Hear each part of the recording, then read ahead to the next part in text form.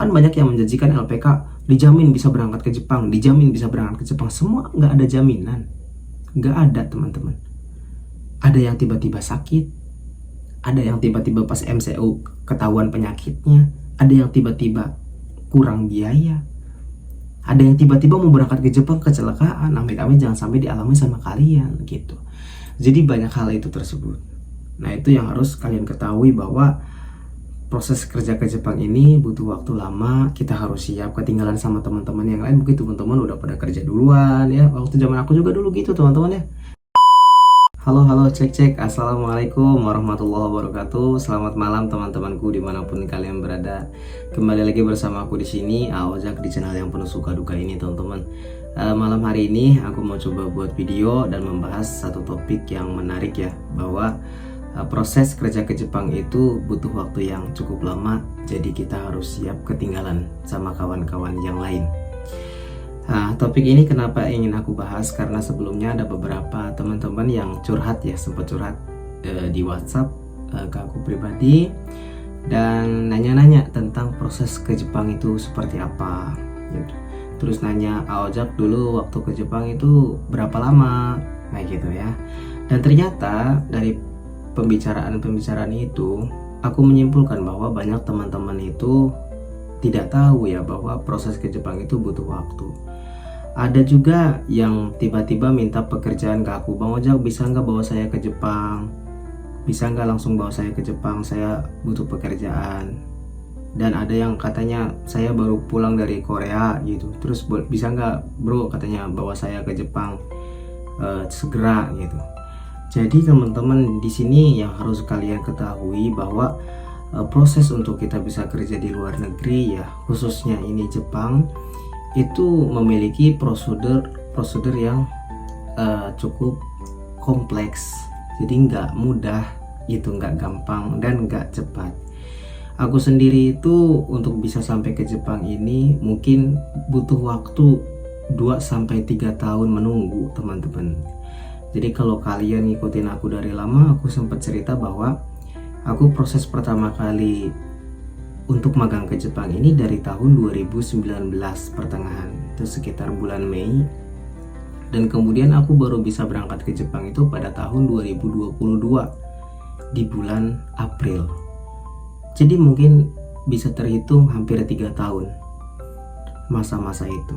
Karena waktu itu masanya COVID ya, Corona, jadi terkendala itu dan akhirnya membutuhkan waktu yang sangat begitu lama.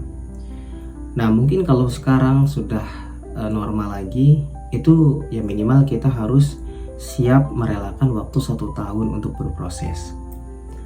Untuk belajar bahasa Jepangnya aja kita harus menyiapkan minimal 6 bulan lah untuk belajar.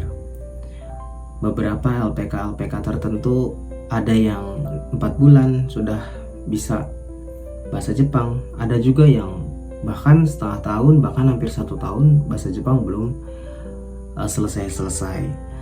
Dan juga sekolah-sekolah bahasa di Jepang itu kan gini teman-teman, ada yang dia benar-benar fokus belajar kayak di sekolah, masuk pagi sampai sore hanya belajar bahasa Jepang. Nah itu mungkin 4 bulan pun selesai gitu, 4 bulan pun pasti bisa selesai sampai N4 lah. Tapi ada juga yang ngambilnya kayak kuliah kelas karyawan gitu, jadi kayak ya pagi sampai sore kerja, terus belajar bahasa Jepangnya malam gitu, yang kelas-kelas mungkin karyawan. Nah itu mungkin bisanya memakan waktu yang cukup lama untuk belajar bahasa Jepangnya, karena nggak konsen, nggak fokus belajar ya. Karena kalau aku waktu itu masuk di LPK JASE itu fokusnya belajar bahasa Jepang dan belajar budaya Jepang, jadi nggak sambil bekerja. Cuman ada beberapa prosedur yang waktu itu nggak selama 4 bulan tuh langsung belajar gitu. Jadi ada masa 2 bulan itu pelatihan dasar, kemudian kita harus menunggu lagi sampai dapat job ya, sampai dapat kontrak. Habis dapat kontrak kita harus belajar lagi, baru 2 bulan lagi di pelatihan lanjutan. Nah, kemudian berangkat ke Jepang, sampai di Jepang 1 bulan kita harus pelatihan lagi di training center ya, belajar bahasa Jepang di pemantapan gitu, untuk memantapkan bahasa Jepang dan belajar budaya-budaya kerja Jepang. Nah, jadi ada prosedur-prosedur seperti itu teman-teman. Nah, itu diproses belajar di LPK-nya ya. Nah, belum lagi kalau misalkan LPK itu ada seleksi fisik, psikotes, kesehatan, dan lain sebagainya. Kayak data-data kita juga itu kan ada LPK yang menyeleksi seperti itu. Ada juga yang tidak. Jadi berbeda-beda, dari situ aja kita sudah cukup kompleks ya. Proses ke Jepang itu ribet, belum pengurusan visanya. Nah, untuk visa pun itu kan nggak bisa cepet. Ada yang bahkan sampai 3 bulan belum turun-turun visanya ya, pengurusan visa tersebut. Jadi nggak, saya ingin ke Jepang, bantu saya buat kerja ke Jepang, terus bulan depan langsung bisa berangkat. Nah, itu nggak bisa seperti itu ya. Terus ada juga yang aneh kayak bertanya bahwa Bang Ojak, itu saya ajak dong kerja ke Jepang ya, tapi saya nggak bisa bahasa Jepang Bang gitu, tapi saya pengen kerja ke Jepang. Nah, ini aneh gitu. Jadi banyak sekali sebenarnya teman-teman yang seperti itu ya. Aku tahu ya, mungkin banyak teman-teman di sini pun ngerasa bahwa cari kerja di Indonesia semakin susah, semakin sulit, karena semakin sedikitnya lowongan pekerjaan dan semakin membludaknya orang-orang yang mencari pekerjaan gitu. Semakin tahun lulusan SMK, lulusan SMA itu makin banyak, sedangkan pekerjaan makin sedikit. Nah, jadi ya mungkin untuk bisa pergi ke luar negeri ini, baik ke Jepang, Korea, Taiwan ya, ke Arab Saudi dan lain sebagainya, itu bisa jadi sebuah pilihan bagi teman-teman. Tapi kalian juga harus mengukur dan harus tahu bahwa untuk bisa pergi ke luar negeri itu, satu, kita membutuhkan biaya, kemudian kita butuh waktu untuk prosesnya. Satu, proses belajar bahasa Jepang, atau kita juga harus mempelajari budaya-budaya Jepang gitu. Sebenarnya kalau bahasa Jepang itu tersendiri kan itu hanya sebuah alat ya. Jadi bukan bagian dari proses yang sangat rumitnya gitu. Tapi bagian inti dari proses kerja ke Jepang itu yang pertama kan, satu, kesehatan ya. Kita harus kesehatannya benar-benar istilahnya dalam kondisi fit gitu. Kita harus punya kesehatan yang benar-benar sehat dalam kondisi prima. Ya, kita ada namanya MCU kan ya. Jadi ada tes MCU, kita harus benar-benar secara keseluruhan itu dinyatakan sehat. Itu yang paling utama. Kalau misalkan kita nggak sehat, ada penyakit bawaan atau penyakit yang akut ya, itu kan bisa menghambat. Itu hal yang paling pertama. Jadi menjaga kesehatan itu adalah hal yang utama dan penting untuk teman-teman yang mungkin saat ini kalian masih di bangku sekolah ya. Jadi harus mulai dari sekarang itu udah mempersiapkan diri.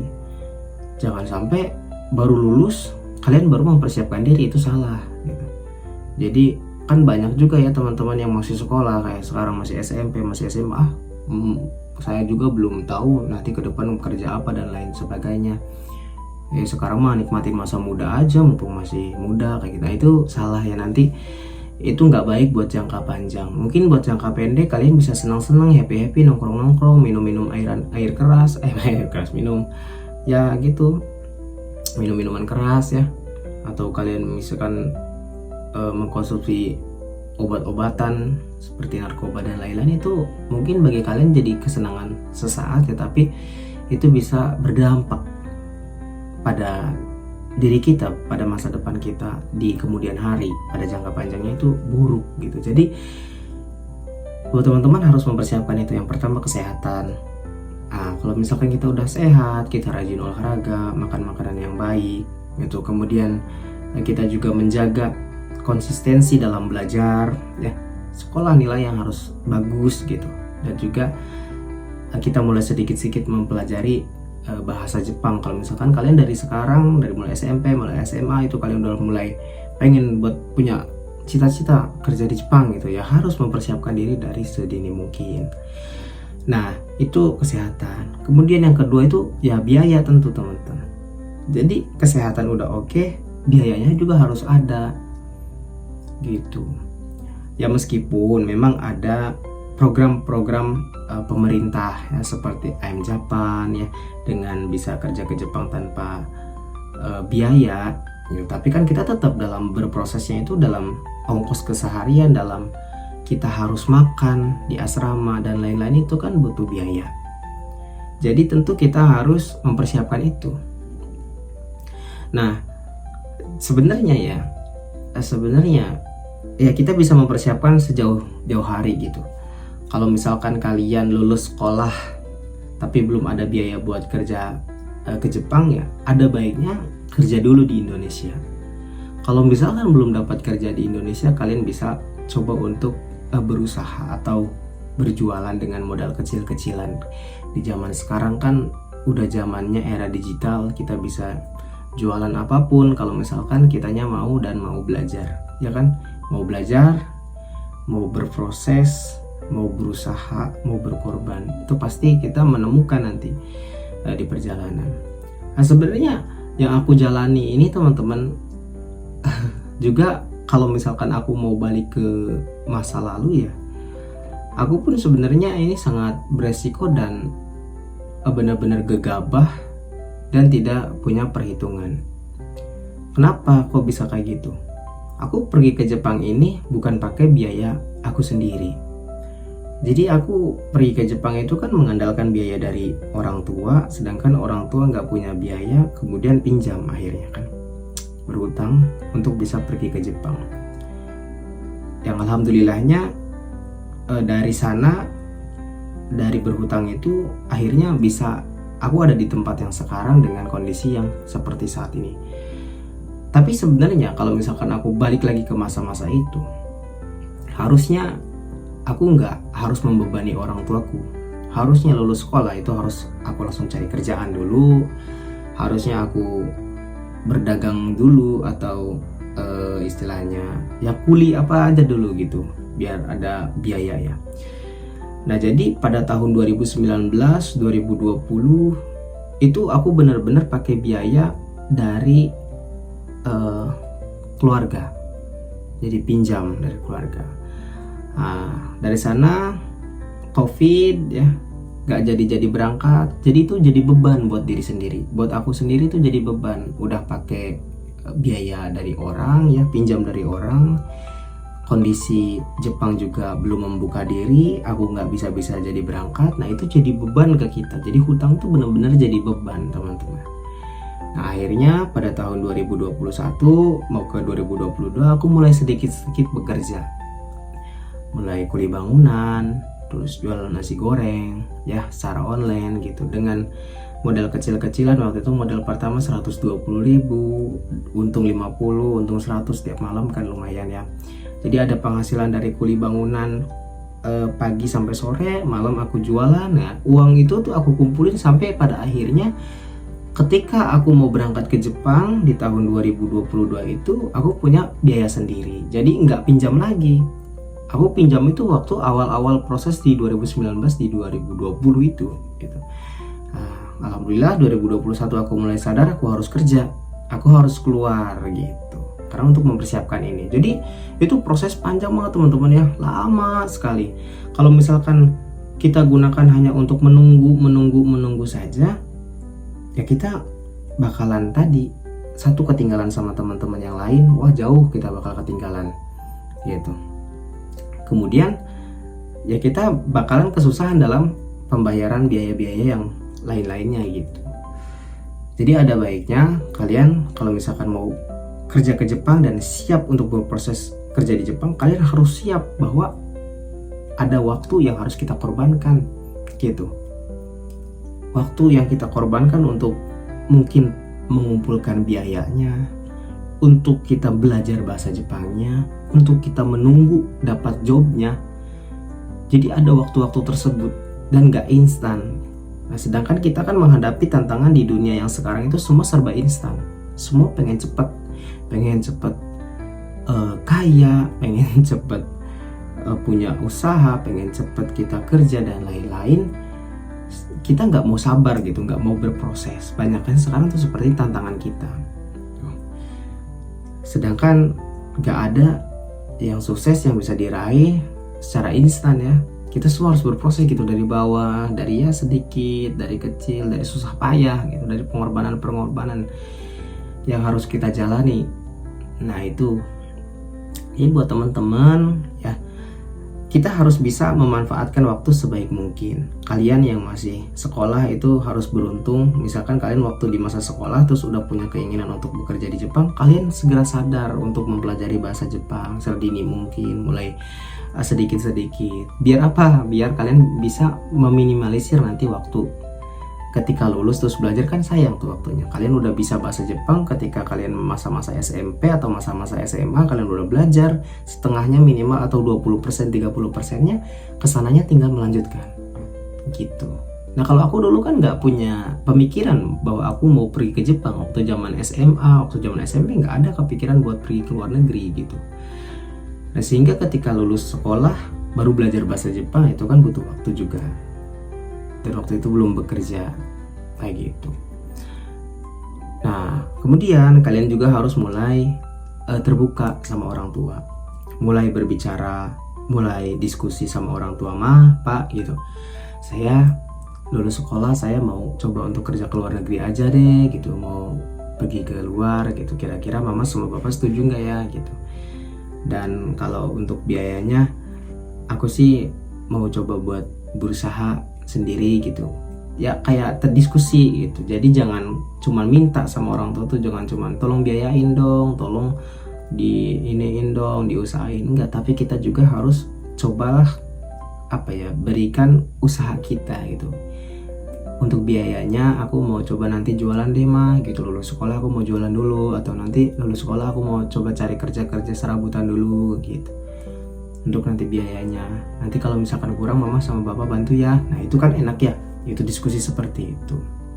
Nah itu untuk teman-teman yang kalian punya cita-cita dari sedini mungkin pengen kerja ke Jepang gitu. Terus gimana bang untuk saya yang misalkan udah berkeluarga gitu, anak udah punya istri, punya tanggungan, terus pengen kerja ke Jepang. Nah itu bebannya mungkin berkali-kali lipat ya. Jadi harus dipersiapkan biayanya itu bukan cuma biaya untuk kita berangkat ke Jepangnya, tapi untuk biaya selama masa nunggunya ini. Untuk selama kita berproses ke Jepangnya ini kan, anak sama istri harus tetap dikasih makan ya kan, harus tetap dikasih uang belanja. Sedangkan kita kan berproses itu kan ada yang di LPK-nya tuh nggak sambil kerja gitu. Nah itu harus cari lain tuh, udah harus cari cara lain. Gimana caranya sambil kita belajar di LPK itu kita dapat penghasilan tambahan. Mungkin dengan zaman yang seperti sekarang kita bisa memanfaatkan teknologi ya. Kita bisa jualan online atau bisa jadi afiliator, kita bisa jadi content creator, kita pasti bisa jadi banyak hal gitu yang bisa kita lakukan tanpa kita kerja fisik gitu.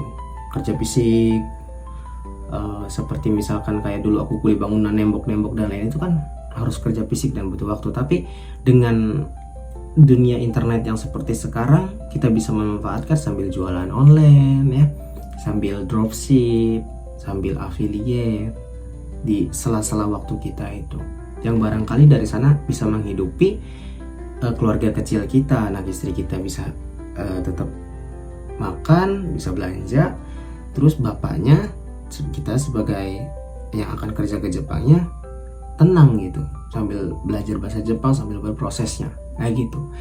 Jadi waktu 1 tahun sampai 2 tahun mah itu harus kita siap untuk berkorban teman-teman ya.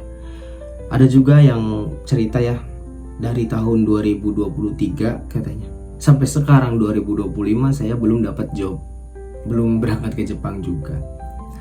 Nah ini juga kan ya harus persiapan teman-teman juga, karena ada beberapa orang juga sama seperti itu. 2023 kayaknya dia mulai masuk LPK, mulai belajar bahasa Jepang, terus wawancara gagal sekali, terus nggak dapat wawancara job lagi, sampai sekarang belum dapat lagi. Ada juga yang seperti itu, dan kita harus bisa menempatkan juga diri kita, kayak membayangkan gimana ya kalau misalkan kita nanti ada di posisi seperti dia gitu. Jangan cuma membayangkan tuh, oh kerja di Jepang tuh nanti aku bisa punya ini, aku bisa seperti ini, aku bisa ya banyak hal. Jangan cuma membayangkan hal-hal yang enak gitu, yang kelihatannya enak, wah Jepang, jangan. Tapi kita juga harus berpikir terbalik ya, bahwa gimana ya kalau misalkan nanti aku gagal, gimana ya nanti kalau misalkan nanti dalam perjalanan ini aku kehabisan biaya atau kekurangan biaya, gimana ya nanti kalau misalkan dalam proses ke Jepang ini aku nggak kuat. Jadi gimana, ada berpikir terbaliknya itu untuk apa?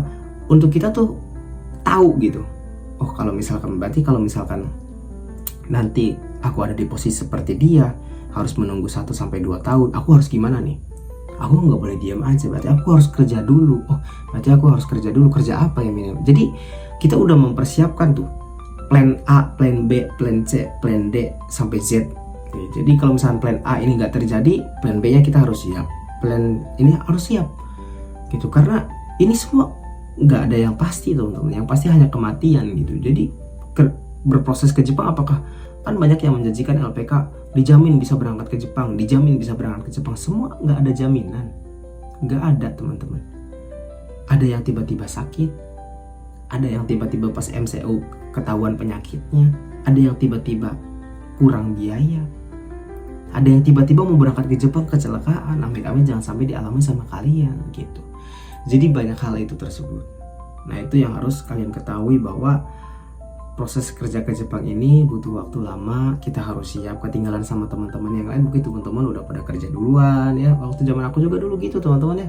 Aku juga sempat minder gitu. Aku belum kerja, belum dapat penghasilan, teman-teman mah wah udah pada kerja, udah pada sejahtera gitu, udah pada bisa berbakti sama orang tuanya, udah bisa bantu keluarga gitu. Nah tapi jangan jadi minder itu, jangan jadi ke hal yang negatif, tapi harus ke hal yang positif. Kita nggak boleh iri, tapi irinya itu maksudnya jangan iri dengki dengan pencapaian orang lain, tapi kita harus bisa belajar dari pencapaian orang lain. Oh mereka udah pada bisa ini, mereka udah kerja, mereka udah berusaha, udah berbakti sama orang tua, mereka udah ini, kok aku belum ya gitu. Aku harus belajar dari dia, gimana sih kok dia bisa seperti itu, apa sih kerja keras dia yang dia lakukan setiap hari. Jadi kita tuh belajar dari apa yang dia lakukan. Jangan iri dengki karena yang lain pencapaian terus kita iri dengki gitu, enggak. Tapi jadi pembelajaran. Oh dia bisa kerja di sana mungkin karena dia kerja keras, dia istilahnya berjuang, berusaha, seperti itu ya.